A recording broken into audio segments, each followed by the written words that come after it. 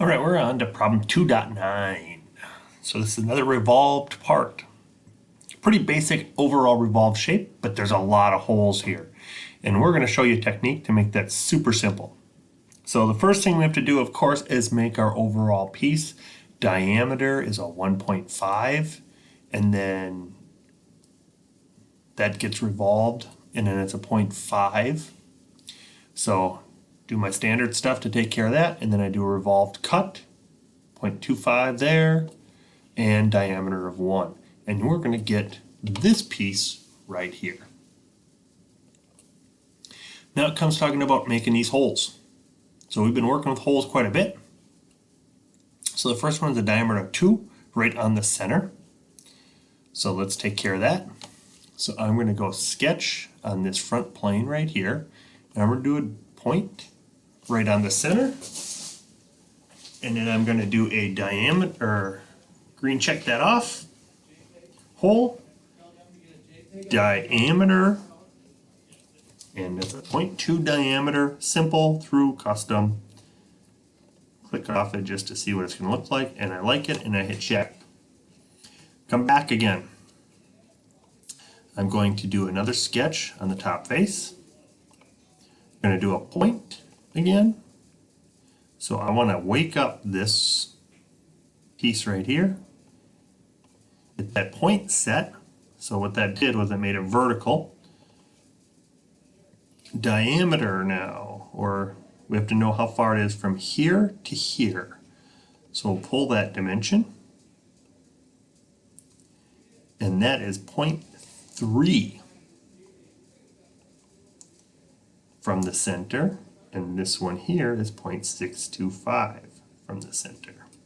So we got to go 0.3 up. So I got the dimension tool here. See if I can wake it up. Can't wake it up, so I'm going to put another point over here. Boom.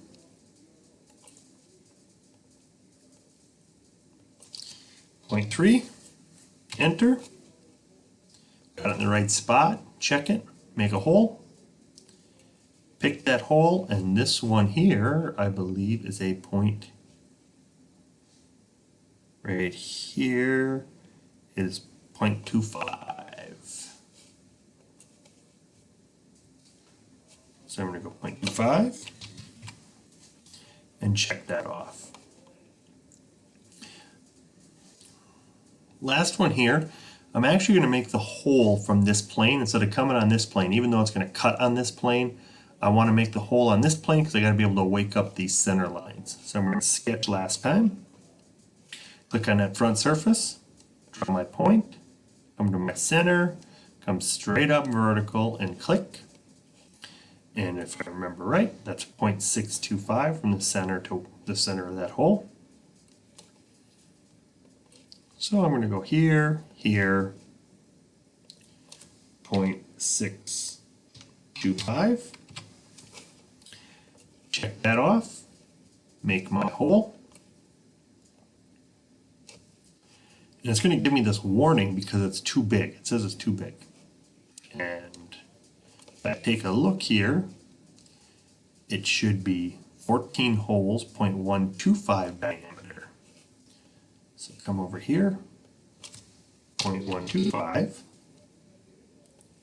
Click out of it. Oh, look at that. That's really big.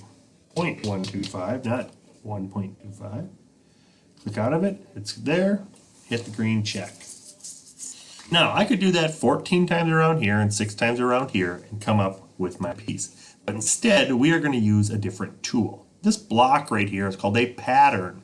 So we're going to be patterning features. We can do a linear pattern, which kind of does it in a rectangular shape, or a circular pattern. We're going to do circular pattern. Instead of a part pattern, we're going to do a feature pattern. Feature to pattern, I'm just going to come here and I'm going to pick this hole. The axis of the pattern, so that's the center that I want to spin it around, of course. I'm going to open up my sketch 1, turn the eyeball on, and I'm going to pick the center, and now I can see it puts holes around. Equal spacing, and I have to do 6 holes here.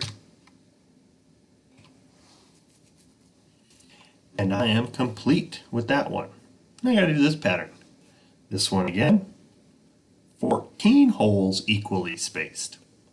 No problem. Feature pattern.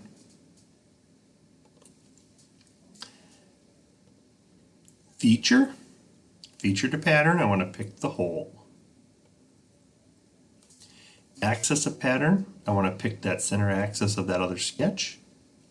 And that's going around 4 times, just got to put 14.